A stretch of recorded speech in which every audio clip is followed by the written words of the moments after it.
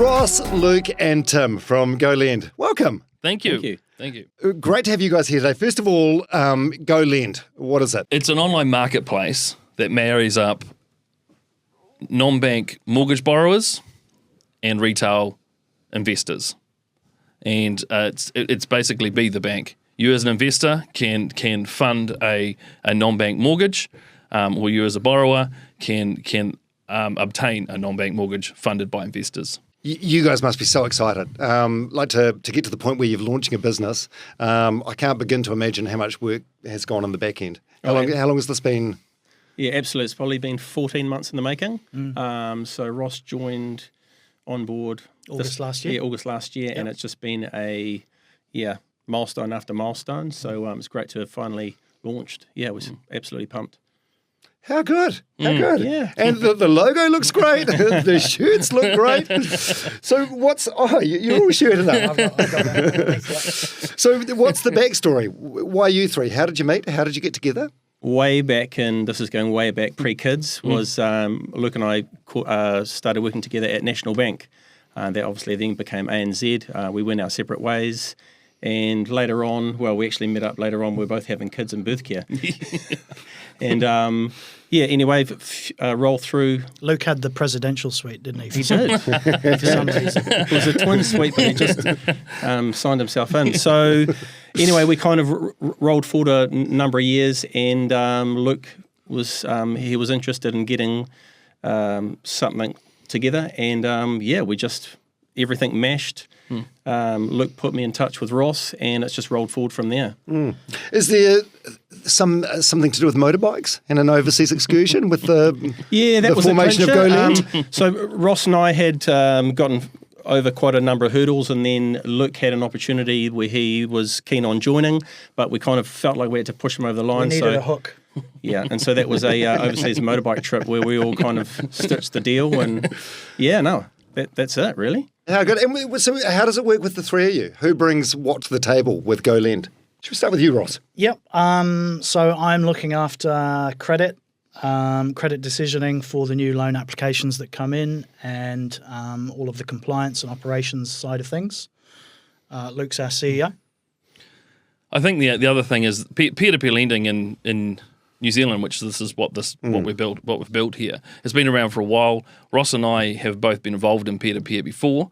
The big change now is that IT and tech has enabled us to really move this forward to a whole new level. So Ross has actually been involved in a couple of peer-to-peer. Yeah, Luke and I used to work at another mortgage peer-to-peer company. I was there for 10 years. Luke, I think you were there for about 6. But yeah, as Luke said, technology's come on so much. Luke and I have finally been able to, through GoLend, build the online platform that we wanted all those years ago. So it's pretty cool. So fantastic. The experience in lending is definitely the side of the table. What are you he's got a bring? bit. I don't want you feeling left out. What's your skill set? No, he's got a bit. He's got a bit. Yeah. So peer-to-peer lending, how would you explain that? Or is that pretty much the elevator pitch you gave for GoLend before? Yeah, okay. How's it changed over the years? 'Cause back in the day, you needed to get lawyers involved, and it was a whole thing with peer-to-peer. Well, I think what we have found has changed, and definitely for where we operate, which is in first registered mortgage loans. As I say, IT's really pushed it quite a bit further in the last few years, and it's enabled us to create a platform whereby people can manage their own portfolios a lot more hands-on. It's a lot more interactive. That's probably the first thing. The second thing is it's enabled us to bring the size of investment into a loan right down to $1,000. So it's opened up the number or type of investors that can participate in this type of platform. So it's open to any investor really who has funds to invest. $1,000. Yeah. Really, is that like the entry Yes. point? Yeah. $1,000 up to what's the top end? Whatever. Limitless. Yeah, there's no limit. Yeah. The key thing for us is really driving those costs down. So it just enables people with $1,000 to come in and make a good return. And I mean, the big thing about peer-to-peer lending now is that it's all licensed through the Financial Markets Authority. So there's a huge amount of compliance around it to basically safeguard the investors' money, because we've all been through what happened back in 2007, 2008 with the GFC. Right. And so a lot of this new legislation came in pretty much straight away after that. So it's been around for a while, but yeah. Yeah, I was going to ask you about that. There's so much red tape and compliance stuff, eh? Like, why didn't you pick something easier? Why didn't you stay riding motorbikes? And Well, there is a lot of compliance, but I think, I mean, for us, we see it as an absolute positive, and there are probably easier ways to fund a loan book or to operate a loan book like this. You can use wholesale investors, but a big part for us was actually opening this up to everyone, you know. And there's a lot more compliance you need to go through to do that. But I think the benefit that we can provide more people is greater. Yeah. Yeah, also probably adds a degree of trust as well. Yeah, 100%. there's been so much of a spotlight, I suppose, in the past couple of years with the banks and how much money they're making. How's this product going to shake things up? Well, on the investor side, I think it shakes us up quite a bit. Yeah. Because obviously the banks make their money by getting the public's money, lending it out to somebody else, and here we're doing the same opportunity, you know, providing people the same opportunity. Yeah. And as we say, with that $1,000 minimum investment, if someone's, let's say, got $10,000 they're wanting to invest, they can spread that over 10 loans, and so they've basically got a portfolio of 10 mortgage loans. So they've really built their own little bank, if you like. And get the returns off that. And in terms of the gap in the market, like how is GoLend different from other peer-to-peer lenders? I think the big part is the interactive platform. So you can look at your investments, you can see what's live, you can load your existing investments on for sale if you want to. You've got an online call account. So it's definitely the interaction that we've built into our platform that really puts the control into the investors' hands. And there's different types of peer-to-peer lenders in the marketplace at the moment, and so there's different levels of transparency within those different offerings. We wanted ours to be as transparent as possible, give full control over to the investors, at the same time as making it easy to access. So you can sign up online, you can see what's available online, you can deposit funds into your on-call wallet account online. That in itself will earn interest, and then from there you can choose an investment and It's got to be build fun your though, own right? portfolio. It's got to Like be that fun. for us, the user experience was key. Like it's got to be crisp. People have got, as much fun as fixed income investing is, can be. Yeah, it's got to be Yeah, fun. well, you pulled out the app before. I was having a play around on that. It's very intuitive, and I'm a borderline boomer, but I got the hang of it. How much work goes into that app creation side of things? Is that Yeah, been 12 consuming over the last 14 months? Yeah. still going, 12 months and counting, but it's something that will evolve over time.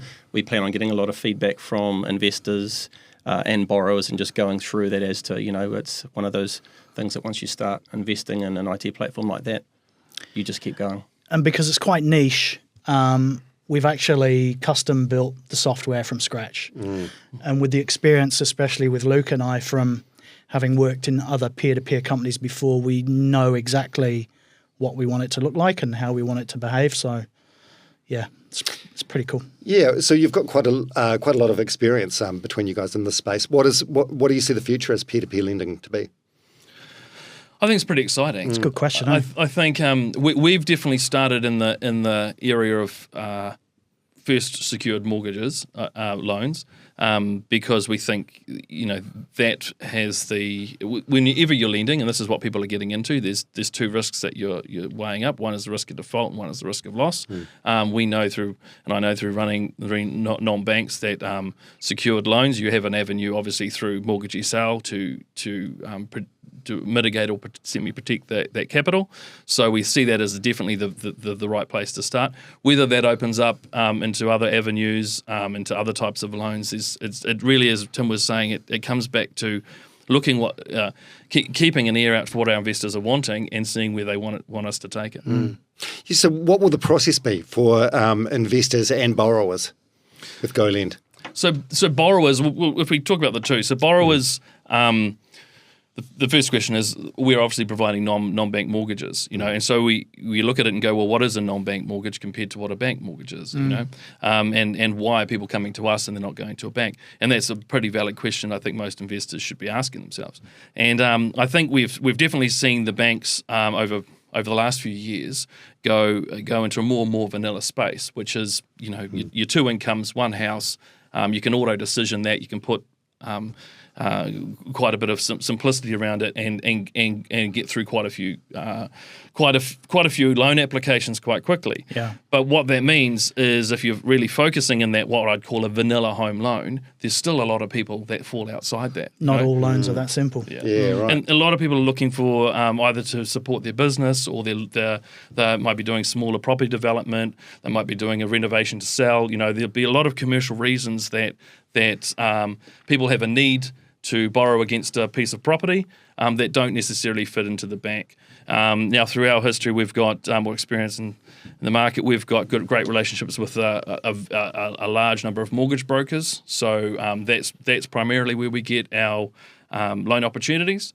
And then we assess those and look at things that we're comfortable to put our own funds in. And that's probably a big key with ours as well, is that we commit our own, or the company funds, to settle each loan, and so the investors, prior to it going on the platform. So the investors have the comfort of knowing that we've actually put our own funds up first to settle these loans, and then we offer them the opportunity to buy part or all of those loans off us. So that's there's great opportunity for non-bank mortgage loans, and then on the investor side, as we say, you can register, sign on. There'll be a list of live loans that are already funded, and you have the opportunity to buy part or all of, and earn a competitive interest on immediately. And we've specifically built the investor side of it so that you can sign up pretty much just with your name and your email address, and that gives you access to see the whole marketplace. And then if you want to make the decision to actually start investing, putting money in, you can go through a slightly longer but still pretty simple sign-up process. And on the investor side of things, what sort of returns can you expect? Can you say, or not really? Well, I suppose that in this current market, in that non-bank space that we're talking about, we're probably lending out. So this is the interest rate that we would charge a borrower would be around 9.95 to 10.95. We might be offering that on the platform for maybe 8%. Now that's obviously, as the markets change and interest rates change, and we need to stay competitive in obtaining not these non-bank loans. So that's all subject to change. But at about now, that's where they're probably sitting. It's a good return, competitive. And peer-to-peer lending, like, where do you see that evolving to, like, in the next 5 to 10 years? I don't know. Sorry, crystal ball gazing. I think that's when I said it was a really good question, because I'm not quite sure, but You guys are disruptors, though, are you? You shake things up. Yeah. I mean, look, what's the total loan book in New Zealand for all banks? It's about, for mortgage loans. Yeah. It's around about, excluding the banks. No, including the banks, it's around 340 billion. Yeah, it's big. God. It's You know, big. so and so You've only got to get a slither. I of think that. I think the good thing about the framework of peer-to-peer, it's licensed, as I've said, but you can be quite flexible within it. And so, as Luke said, we're basically going to keep an ear out for what have the investors got an appetite for, and we'll look to see if we can evolve to that and provide that through that peer-to-peer framework. Are the banks bothered by you guys, or are they just too big, too Not arrogant yet. to sleep at the wheel? Well, it goes back to what we were talking about in terms of the borrower side. The banks seem to be pretty interested in vanilla deals, you know. So I don't think the type of deals that we're doing aren't easily assessed by auto decisioning, you know. So that's on that side. On the investor side, potentially at some point they may realise that they're getting cut out. But, I mean, it's getting bigger, isn't it? There's always been a slice of the mortgage lending market that's been non-bank. And over the years, that's getting bigger and bigger and bigger. So, maybe one day they'll start to take a bit more notice. But Yeah. I think investors are actually wising up. to the returns they get from a bank. And I remember over COVID, one of my kids was having a whinge because he worked out he was getting 2% on his, Oh, yeah. $20 a week away, Yeah. and it was outraged. And we went down this big rabbit hole into Sharesies and that sort of thing. But it's now there's a lot of providers now providing almost term deposit rates for on-call. And I think that's sort of one of the first tranches that have started to move away from the bank. And this is just another avenue where instead of all that money rolling over to Australia, it's staying in the country. Well, and I think the other thing is that when you look at New Zealand investors, this particular product is heavily revolves around property. Assessing what a property value is and what the lending is against that, and that is something that we consider that a lot of New Zealanders have experience in. With New Zealand, property has always been quite a almost go-to, an obsession. And if you look over the last few years, and I suppose we experienced this ourselves, as you look at it and go, legislation and tax legislation can change on a dime. It seems there's healthy homes, there's health and safety, there's Chasing bad debt. Yeah, chasing bad debt, Yeah. and there's and there's argument that there may be limited capital gain. So and even that may be taxed in the future. So I think the there are a lot of people who have participated in property investment before who are looking for other avenues, and yes, there's shares, there's bonds, there's cash, but here is another option that is open to the public that they can assess and have a look at, and it's utilising those skills around property value into an investment that they can understand. They can understand and they can choose what they don't want. And I think if you scale it back a little bit, there's a number of property investors out there. If you sort of went back to them and said, well, what was your cash return on those properties that you had? And you kind of 2.5%, maybe 3%. So actually, they're all kind of seem to be in there almost for, if you don't have capital gains on the backside of that, bolstering that up, you're kind of looking at that thinking, is that really a good use of my money? And all that, I guess, lost time where you're not really counting how often you've had to chase this up or go and clear the garden out when someone's... But it's the bricks and mortar, though, isn't it? That's the attraction, and you can still have that with GoLend. When we take a registered first mortgage over the security property, that mortgage becomes yours as the investor. So you've got that real tangible security over New Zealand property that exists. Yeah, I was going to ask you about that. That might sort of answer the question I had next. And I suppose one thing that mum and pop investors in New Zealand like about the banks is the perception, right or wrong, that it's very, very safe and your money's fine there. What sort of measures do you have in place to make sure for investors and borrowers that the money's safe? Well, firstly, safe is an interesting word. All investment comes with risk, and as I say, ours primarily is risk of default and risk of loss, in terms of lending. But the way that our business is structured is, firstly, all of the loans, the securities, the cash flow on the securities is all held in a trustee company. So you're not investing into GoLend, the company. You actually are purchasing. You're the beneficial owner of the loan that you're purchasing. So if anything was to happen to us, you still own that loan. It's still secured by that property, and the cash flow is still that goes through is still entitled to you. So that's what provides the protection to the investor.